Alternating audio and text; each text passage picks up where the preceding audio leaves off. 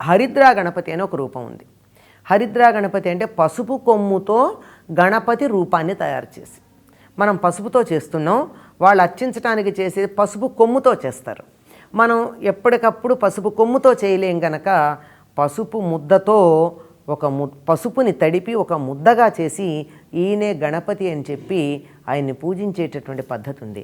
అంటే మనకు కావలసినవే తప్ప అక్కర్లేనివి దరికి రానియకపోవడం, నిరాకారమైనటువంటి తత్వానికి ఆకారం కల్పించినటువంటి విగ్రహాన్ని అక్కడ పూజిస్తూ ఉన్న నిరాకార తత్వాన్ని పూజించటం, సర్వ శుభప్రదమైనటువంటి పసుపుతో తయారు చేశాం గనక పసుపు వల్ల క్షేమం, లాభం మొదలైనవి కలగడం, ఇలా అనేకమైనటువంటి భావనలని ఒక్కచోట జోడింపజేసి ఏ పని చేసినా ముందు పసుపు గణపతిని అక్కడ పెట్టి, హరిద్రా గణపతిని పెట్టి పూజించి ఆ తర్వాత చేస్తాం.